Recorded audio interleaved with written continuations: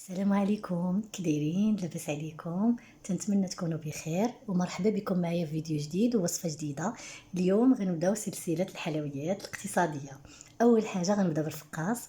غنبداو بالمقادير. هي اول حاجه عندي 6 البيضات تكون بحراره الغرفه، عندي ربع كاس من ماء الزهر، 2 كيسان ديال سنيده بعبار العنبه، 2 كيسان ديال الزيت بعبار العنبه، عندي ساشي ديال زهرة البرتقال، وعندي معلقة ديال الزبدة، وعندي قبصة ديال الملح، وهنا عندي كاس ديال الزنجلان، ومعلقة ديال النافع، ومعلقة ديال حبة حلاوة، وكاس ديال اللوز اللي ماسحاه ومقطعاه قطع صغيرة.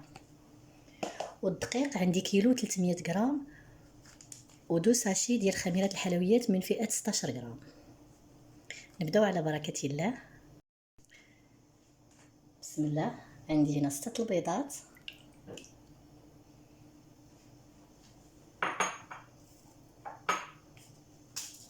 عندي زلافه ديال السكر حبيبات، هي 2 كيسان ديال العنبه عبار العنبه،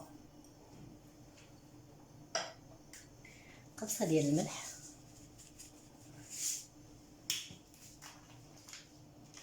كيس من نكهه زهره البرتقال،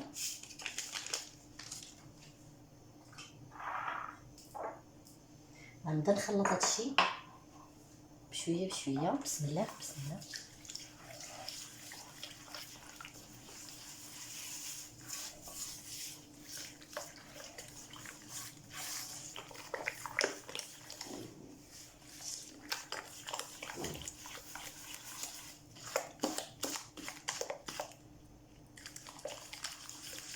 السنيده والبيض ينسجموا مع بعضياتهم.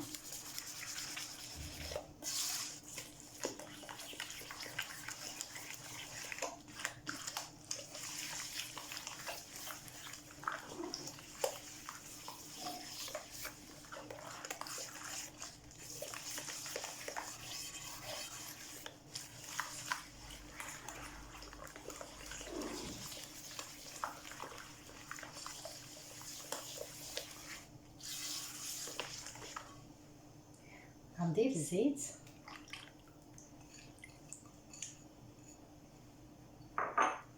ربع كاس من ماء الزهر، وغنبقى ندلك فيه هادشي مزيان حتى يدخل مع بعضياتو.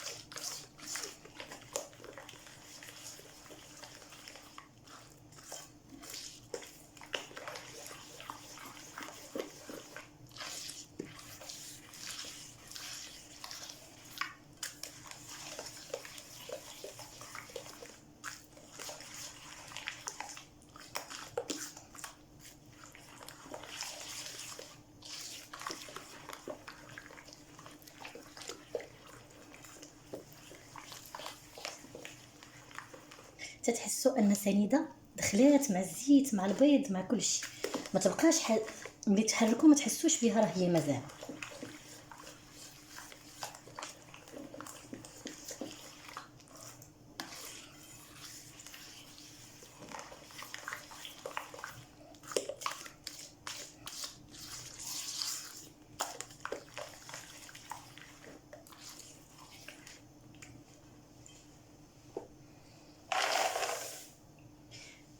كاس ديال الجرجلان ما محمراه ما والو، غير منقي، ومعلقه ديال النافع ومعلقه ديال حبه حلاوه، واللوز كاس ما عامرش قطعته قطع صغيره.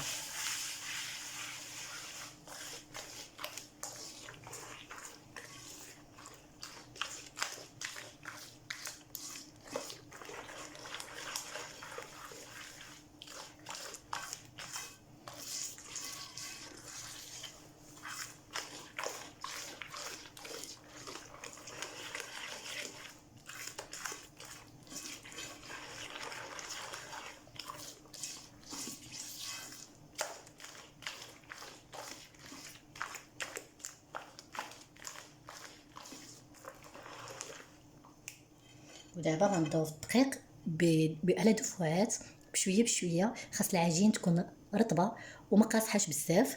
انا غادي نوريكم الشكل ديالها.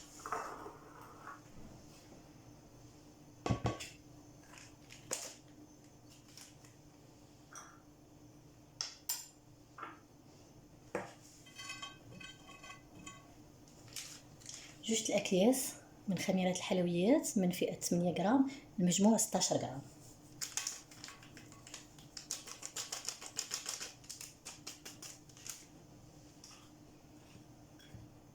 انا غربلت كيلو و300 على حساب النوعيه ديال كل دقيق، يقدر يكون اقل يقدر يكون اكثر. انا غنخلط معكم على دفعات وغادي نشوف شحال دخل معنا هاد الفقاس.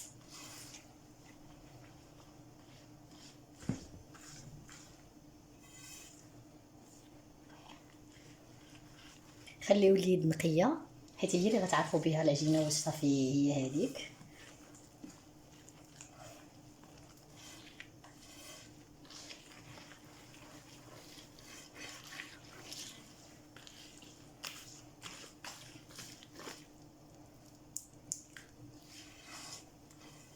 الا بغيتو الفقاس يجيكم مزيان خاصكم طيبوه في الفران يكون بارد، ولا كان عندكم شي سخون خليوه محلول شي شويه.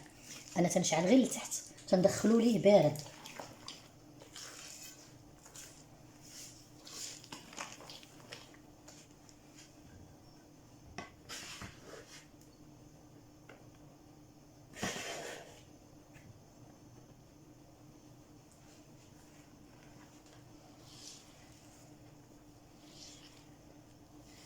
انا ما بغيتش نقطع عليكم باش تشوفوا المراحل كامله،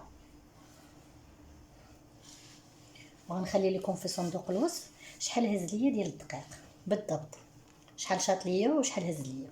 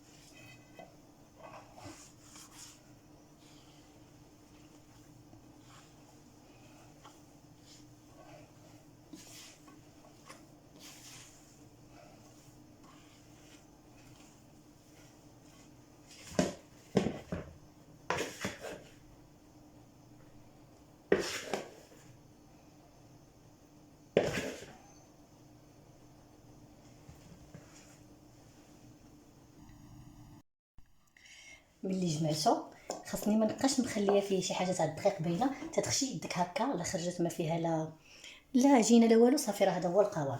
انا هز ليا كيلو و300 غرام، يعني لا زياده ولا نقصان.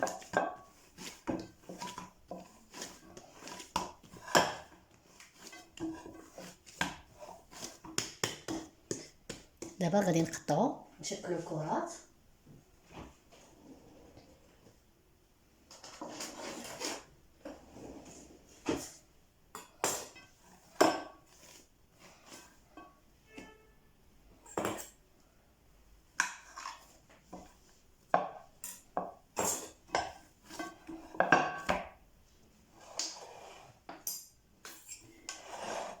بغيت نعطيكم معلومه، هذيك المعلقه ديال الزبده راني ما درتهاش،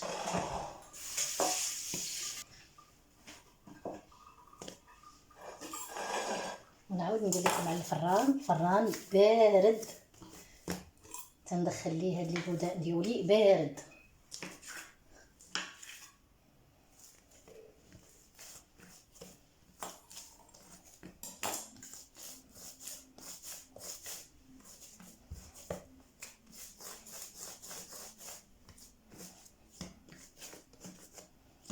غنوجد اللاطات، غادي نشكلهم دي بودان يكونوا متساويين. ولا بانت لكم شي لوزه خارجه بحال هكا حاولوا تدخلوها بيديكم.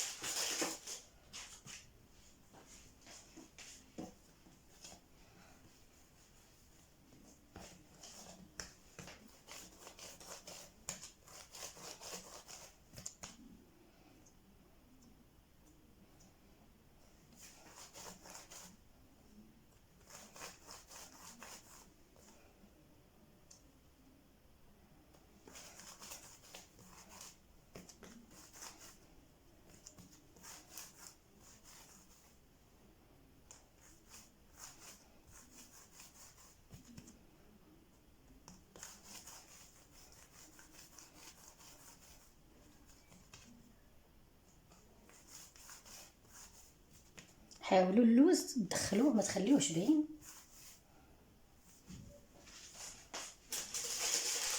من بعد ما درتهم في الصفيحه ديال الفرن، خديت صفار بيضاء معها شويه قهوه سريعه الذوبان. غادي ندهن هاد لي بودان ديالي. قبل ما ندهنهم غادي نتكون بهاد العود ديال الكاردون باش ما يتفرقعوش معكم في الفران.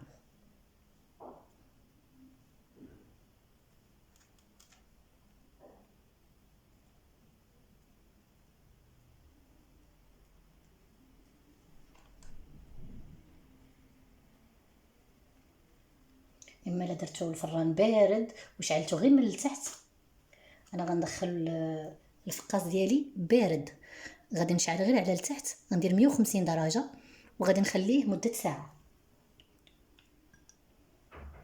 بسم الله.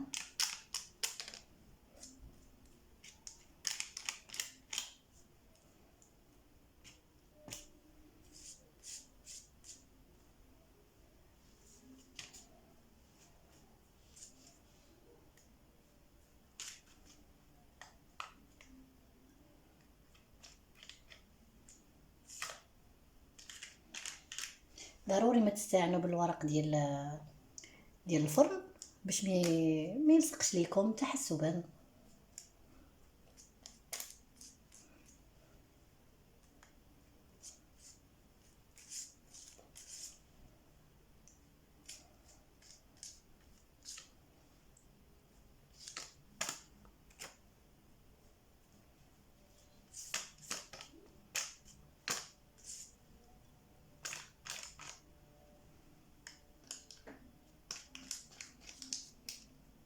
خليو لي سباس بيناتهم حيت مازال غادي يدخلوا للفران وغادي يخمروا، غادي تزاد في الحجم ديالهم. خلي الفراغ بيناتهم.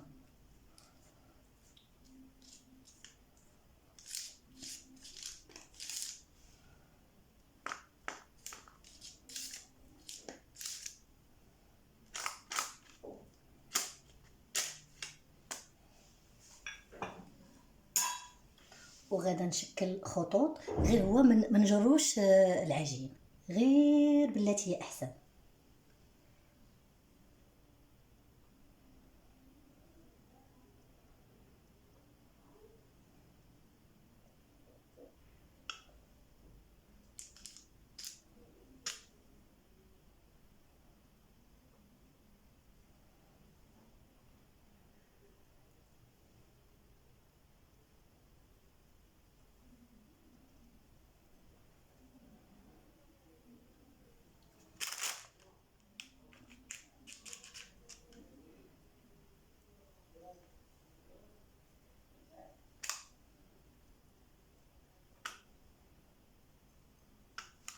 ودابا غادي ندخلو للفرن وملي يطيب نشاركو معكم.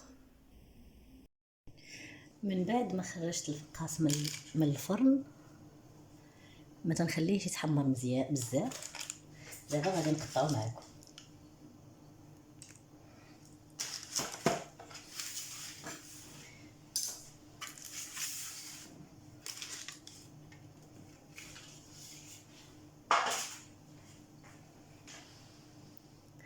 بسم الله.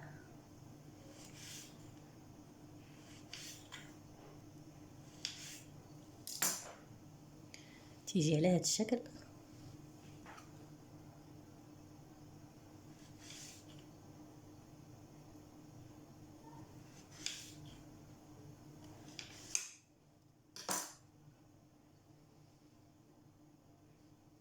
انا غادي نقطعو كامل وغادي نصيفطو للفران ديال الزنقه باش يتحمر ليا.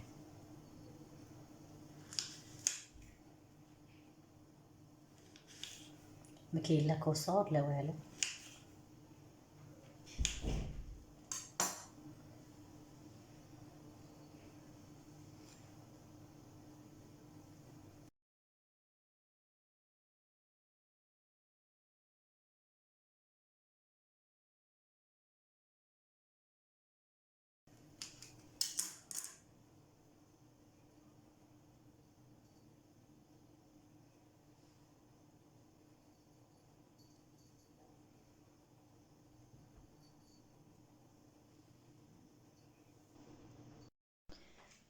انا كملت اللاطه، غادي نصيفطو للفران،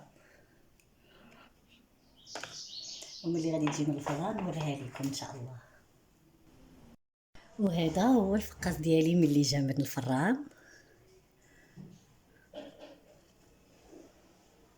تنتمنى هاد الوصفه تعجبكم وتجربوها وتخلوا لي شي تعليقات زوينه، والله يسهل عليكم وعلى الجميع.